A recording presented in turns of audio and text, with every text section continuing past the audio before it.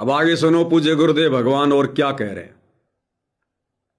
और परमात्मा की दूसरी रजा ये है कि गरीब गोता मारू स्वर्ग में जा बैठो पाताल, गरीब दास ढूंढता फिरूं अपने हीरे मोती लाल।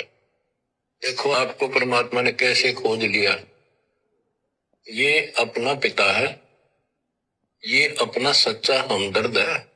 क्या कह रहे हैं गुरुदेव भगवान। और देखो दूसरी रजा परमपिता परमात्मा की, गरीब गोता मारूं स्वर्ग में जा बैठूं पाताल, गरीब दास ढूंढता फिरूं अपने हीरे मोती लाल। कि आपको देखो परमात्मा ने कैसे कैसे कहां कहां से ढूंढ लिया, क्योंकि ये हमारा पिता है। अरे हमें किसने ढूंढा? हमें सतगुरु रामपाल जी ने ढूंढा, अपनी ज्ञान गंगा पुस्तक के माध्यम से ढूंढा, टीवी चैनलों पर सत्संगों के माध्यम से ढूंढा, अपने किसी भगत बच्चे के माध्यम से ज्ञान चर्चा करवा के ढूंढा। हमें ढूंढा किसने? हमें खोजा किसने? परमपिता परमात्मा ने। किस परमपिता परमात्मा ने? जिसको ज्यादातर भाई बहन परमपिता परमात्मा मानते हैं, दाढ़ी मूंछ वाली कबीर की फोटो को, हमें उसने नहीं ढूंढा। अरे हम खुद उसको ढूंढ रहे, आज तक मिल ही नहीं रहा। हम खुद दाढ़ी मूंछ वाले कबीर को ढूंढ रहे हैं, वो मिल ही नहीं रहा, दिखाई नहीं दे रहा। तो वो हमें क्या ढूंढेगा, कैसे ढूंढेगा, जो खुद भी ढूंढने से नहीं मिल रहा। सतलोक आश्रमों से जुड़े भाई बहन हर साल जून के महीने में उसका प्रकट दिवस मनाते हैं, उन भाई बहनों को नहीं मिल रहा। अगर होता तो आता, मिलता। हमें ढूंढा किसने? हमारे गुरुदेव भगवान ने ढूंढा। चाहे किसी को भी माध्यम बनाया, किसी को भी निमित्त बनाया, चाहे किसी पुस्तक को माध्यम बनाया, चाहे अपने किसी भगत बच्चे को माध्यम बनाया। तो गुरुदेव क्या कह रहे हैं, संकेत को समझिए कि गोता मारो स्वर्ग में जा बैठूं पाताल, गरीब दास ढूंढता फिरूं अपने हीरे मोती लाल। आज कैसे उस परमपिता ने आपको ढूंढ लिया? परमपिता ने ढूंढ लिया। तो परमपिता तो एक ही है, कबीर साहब। तो किसने ढूंढा फिर? सतगुरु रामपाल जी ने ढूंढा।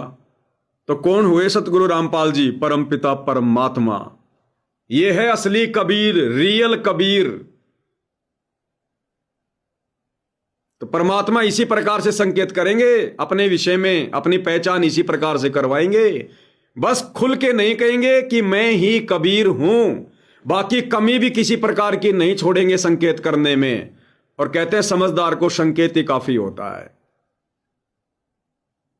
अब बताओ, साफ साफ कह रहे हैं कि आपको परमपिता परमात्मा ने ढूंढ लिया। अगर ढूंढ लिया तो कहां है फिर वो परमपिता परमात्मा? दिखाई क्यों नहीं दे रहा भाई? किसने ढूंढा? सतगुरु रामपाल जी ने ढूंढा। तो हमारे परमपिता परमात्मा कबीर भगवान सतगुरु रामपाल जी, इनके अलावा दूसरा नथिंग, शौपन में भी नहीं। चाहे 1000 दाढ़ी मूंछ वाले कबीर सामने आकर लाइन में खड़े क्यों ना हो जाए और हाथ जोड़ के कहें कि चलो भगत जी सामने विमान तैयार है, हमने उसकी तरफ देखना भी नहीं है, भैया ले जा तेरा विमान, जहां से आया चला जा, हमें जरूरत नहीं है तेरे विमान में चढ़ने की। Who are you? I don't know who are you. मैं नहीं जानता तुम्हें, तुम कौन हो? अरे मैं कबीर, देख दाढ़ी मूंछ वाला कबीर। अरे काहे के दाढ़ी मूंछ वाला कबीर? मेरे बाप की भी दाढ़ी थी, मेरे दादा की भी दाढ़ी थी, मेरे परदादा की भी दाढ़ी थी, तो क्या सारे कबीर हो गए?